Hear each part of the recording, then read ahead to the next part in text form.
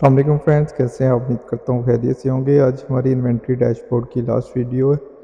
तो आज last video में जहाँ से हमने ख़त्म किया था आज उधर से स्टार्ट करेंगे। लास्ट वीडियो में हमने ये वाली शेप्स नीचे कॉपी कर ली थी। अब इनका डाटा हम बनाते हैं। उसके लिए हमने ये जो पहले कैलकुलेशन की हुई है इसी को हम कॉपी करके नीचे पेस्ट कर लेते हैं। ये कैलकुलेशन हमने पेस्ट की। अभी इधर आई नहीं आ रही, तो आई के लिए इधर हमने फार्मूला यूज़ किया हुआ था, इसी से हम लिंक करेंगे।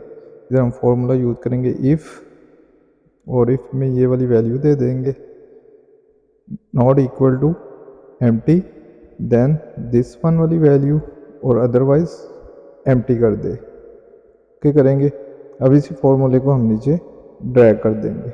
अब जितनी भी ऊपर आईडीज़ आएंगी वो सारी इधर ऐड हो जाएंगी। जहाँ तक हमारा फार्मूला कॉपी हमने कर दिया, 50 तक कॉपी कर लिया तो 50 तक आ जाएंगे।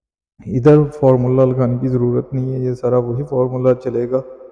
और परचेज यूनिट्स के लिए हमें फार्मूला लगाना पड़ेगा स्टार्ट डेट और एंड डेट के लिए। उसके लिए हम इधर स्टार्ट डेट ले आते हैं और इधर एंड डेट ले आते हैं, और इसका लिंक हम इधर से लगा लेते हैं कि इधर डेट चेंज हो तो उधर भी ऑटोमेटिकली डेट चेंज हो जाए। ये हमने स्टार्ट डेट और एंड डेट का फार्मूला लगा लिया है। अब ये परचेज प्राइस और सेल प्राइस ये तो सेम ही रहेगी। परचेज यूनिट्स में हमें चेंज करनी पड़ेगी। F2 प्रेस करके तो हम फार्मूला एडिट कर लेंगे। फिर हम F2 प्रेस करते हैं तो लास्ट में इसमें हम एक और क्राइटेरिया ऐड करेंगे कोमा प्रेस करके। तो अब इस क्राइटेरिया में हम परचेज में आके इधर से हम डेट वाला कॉलम सेलेक्ट कर लेंगे C, और इसको भी हम कर देंगे फ्रीज, और कोमा प्रेस करके वापस शीट में आएंगे। इधर से ये जो कैलकुलेशन लिखा है उसे ख़त्म करके इधर हम इन्वर्टेड कोमास में लिखेंगे greater than equal to, and का साइन, और इधर फर्स्ट डेट ले आएंगे। अब इसी को हम दोबारा इतने जितना हमने किया इसी को कॉपी करके तो आगे फिर पेस्ट करके तो नया क्राइटेरिया ऐड करेंगे। इसमें हम कर देंगे less than and equal to, और जो हमारी एंड डेट वाली है उसका लिंक इधर दे के तो एंटर प्रेस कर देंगे। ये देखें अभी इधर 17 डेट आ रही है, 17 डेट की एंट्री आइटम 1 की कोई नहीं है, तो इधर हम डेट चेंज करके तो फिर देखते हैं। डैशबोर्ड में आगे इधर हम 9 अप्रैल करके देखते हैं। तो अब ये देखें 9 अप्रैल की एंट्री आ रही है 80 यूनिट्स प्रोडक्ट 1 की। तो इधर हमारी परचेज वाली में भी 90, ये देखें इधर भी ये आ रही है एग्जैक्ट डेट। अब इधर 7 to 9 करते हैं तो 7 से स्टार्ट होके 9 तक जितनी भी एंट्रीज होंगी वो सारी इधर शो हो जाएंगी। ये देखें ये 7 to 9 की एंट्रीज इधर आ रही हैं। नीचे तक ड्रैग कर लेते हैं 50 तक, जहाँ पे हम सारे फार्मूले 50 तक ड्रैग कर रहे हैं। और सोल्ड यूनिट के लिए भी हम सेम करेंगे कोमा प्रेस करके। तो अब सेल्स वाली डेट्स लेंगे। सेल्स शीट में आगे तो C कॉलम में सिलेक्ट कर लिया, और क्राइटेरिया के लिए हम greater than equal to and, और इधर से स्टार्ट डेट दे देते हैं हम एंड के बाद। उसके बाद इसी को हम कॉपी करके तो कोमा प्रेस करके दोबारा पेस्ट करके तो इधर हम एंड डेट दे देते हैं। एंड डेट दे दी, ओके किया तो इसको ड्रैग कर दिया, तो ये सोल्ड यूनिट्स की भी सारी डिटेल आ गई है हमारे सामने। चेक कर लेते हैं, एक दफ़ा वेरीफाई कर लेते हैं। सेल्स में आगे इसकी कैलकुलेशन देख लेते हैं। डिफरेंस आ रहा है, डिफरेंस क्यों आ रहा है?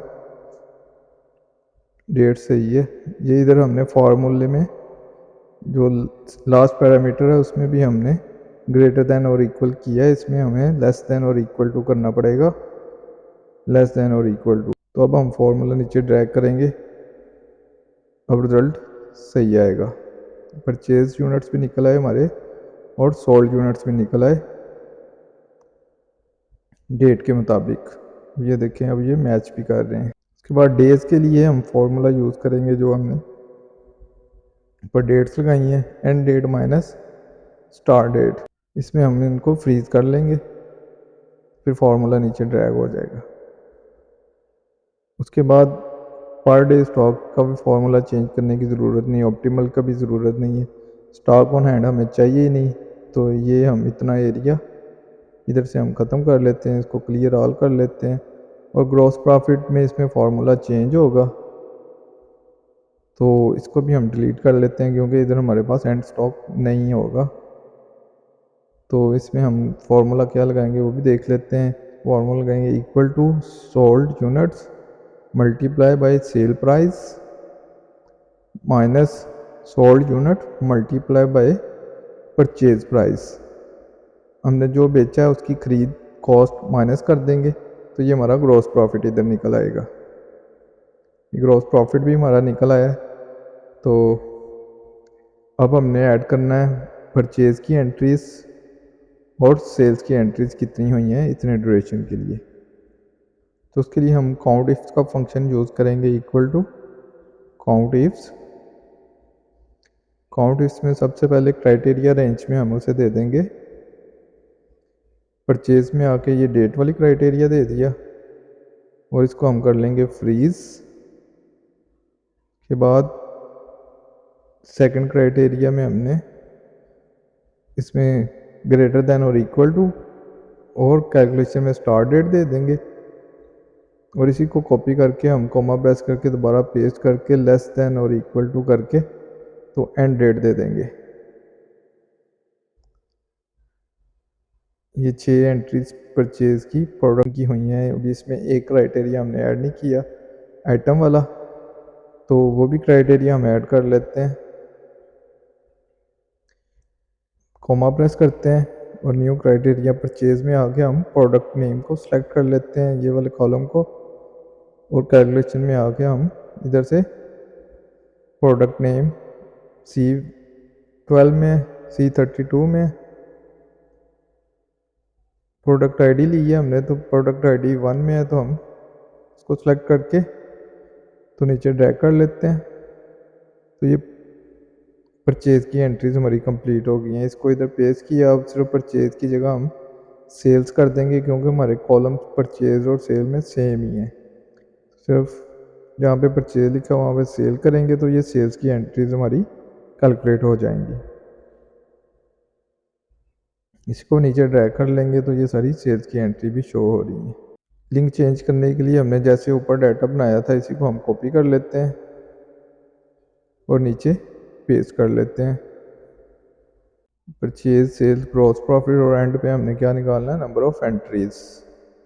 तो इधर हम कर लेते हैं नंबर ऑफ एंट्रीज और इधर हम लिख लेते हैं ये परचेज की एंट्री है और ये सेल्स की एंट्री है।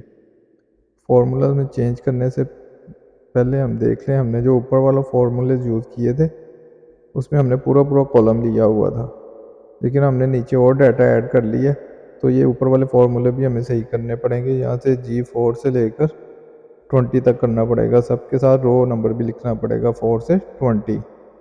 ये 4 से 20 हम करेंगे, फॉर्मूले सही रहेंगे। 4 से 20 सबके साथ लिख रहे हैं हम।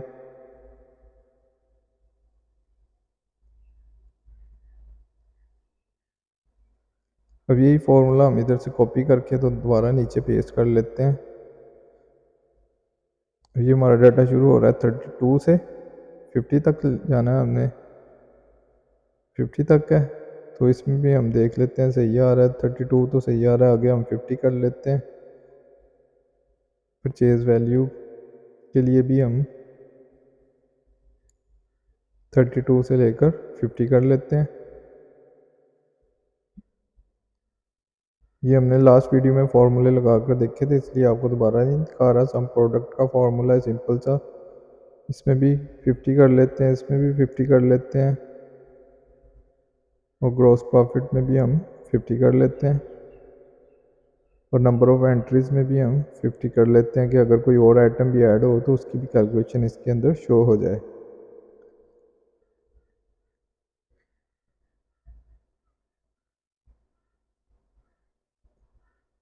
ये फार्मूला चेंज होना था, ये चेंज कर लिया हमने। अब हम डैशबोर्ड के साथ इसके लिंक लगा देंगे जहाँ पे हमने ये टेक्स्ट बॉक्स ऐड किए थे, इसमें लिंक चेंज करके तो ये वाले लिंक उधर से अपडेट कर लेते हैं। ये सारे लिंक अपडेट हो गए। अब इनको सिलेक्ट करके हम इन पे सेम कलर और फॉन्ट साइज़ थोड़ा सा इंक्रीज़ कर लेते हैं, सेम फॉन्ट साइज़ और सेम कलर कर लेते हैं। अब ये डाटा हमारे पास आ गया। अब हम डेट्स के लिए हम इधर लिस्ट ऐड करेंगे ड्रॉप डाउन, तो उसके लिए हम इधर से डेट लेकर आएंगे सेल्स में से। उसके लिए हम सेल्स में आते हैं, तो इधर हम डायनामिक रेंज बनाएंगे इसकी नेम रेंज। तो उसके लिए हम वही फंक्शन यूज़ करेंगे ऑफसेट का, ऑफसेट, और उसमें स्टार्ट डेट दे देंगे C4, उसको फ्रीज करके 3 टाइम्स कॉमा, उसके बाद काउंट ए, उसके बाद C4 से C999, जहाँ तक भी हम मज़ीद भी इसको इंक्रीज़ कर सकते हैं। उसके बाद क्लोज करके कॉमा और 1 कर देंगे, एक ही कॉलम चाहिए हमें। इसको कॉपी करेंगे और नेम रेंज में आके हम डेट्स के नाम से एक नई नेम रेंज बना लेंगे। और अब डैशबोर्ड में आके इधर से हम डाटा वैलिडेशन में आके इधर लिस्ट ऐड कर लेंगे और F3 प्रेस करके हम इधर से डेट्स देके ओके करेंगे। तो अब ये देखें ये सारी डेट्स इधर शो हो रही हैं। इसी तरह हम एंड डेट के लिए भी सेम करेंगे। इधर हम डाटा वैलिडेशन में आके लिस्ट में आके इधर F3 प्रेस करके तो इधर से हम डेट सेलेक्ट कर लेंगे, तो दोनों पे ड्रॉप डाउन ऐड हो जाएगा। अब ये देखें ये डेट्स दोनों में शो हो रही हैं और उसी डेट्स की बिना पे ये नीचे वाला डाटा सारा चेंज हो रहा है। इसमें हम month wise, week wise, quarter wise, या अगर हमारे ईयर ज़्यादा डाटा है तो ईयर वाइज भी डाटा हम इधर से देख सकते हैं। अब हम डैशबोर्ड में जो है चार्ट्स ऐड करेंगे। उसके लिए हम जैसे प्रोडक्ट सेलेक्ट कर लेते हैं, परचेज और सेल्स, परचेज यूनिट्स और सेल यूनिट्स सेलेक्ट कर लेते हैं और इंसर्ट में आके इधर से क्लस्टर कॉलम चार्ट ले लेते हैं। ये हमने क्लस्टर कॉलम चार्ट ले लिए। अब इसको इधर से कट करके हम इधर ले आते हैं और बाकी एडिटिंग इसमें जो भी करनी है वो इधर ही कर लेते हैं। सबसे पहले हम इसका राइट क्लिक करके नो फिल और नो लाइन करके उसके बाद चार्ट टाइटल हम इधर से रिमूव कर लेते हैं। लेजेंड को हम टॉप पे ले आते हैं। इसमें गैप कम कर लेते हैं। फॉर्मेट डाटा सीरीज़ में आके हम इसका कलर भी अपने थीम से रिलेटेड कर लेते हैं, इसको थोड़ा सा लाइट कर लेते हैं। तो ये हमारा एक चार्ट कंप्लीट हो गया है। अब ये देखें डेट में चेंज करते हैं तो चार्ट में ऑटोमेटिकली चेंजेस होंगी। ऊपर डाटे में भी जो हमने बनाया है वो भी ऑटोमेटिकली चेंज होगा।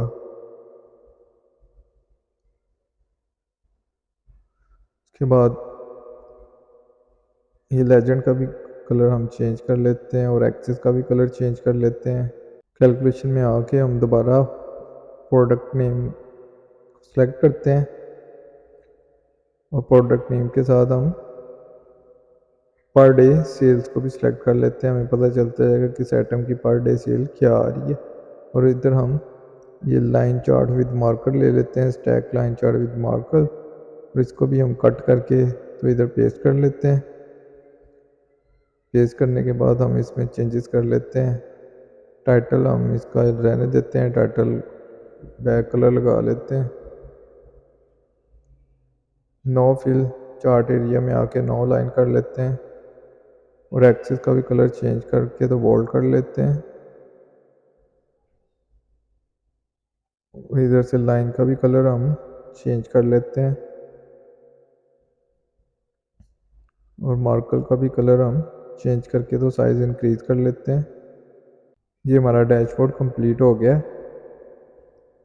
जैसे आपने डेमो में देखा था बिल्कुल सेम डैशबोर्ड हमने कंप्लीट कर लिया। अब डेट्स में कोई चेंज कर रहे हैं तो सारा डाटा नीचे वाला ऑटोमेटिकली चेंज हो रहा है, ऊपर वाला स्टैटिक डाटा है वो चेंज नहीं होगा क्योंकि वो हमने टोटल पे बनाया हुआ है।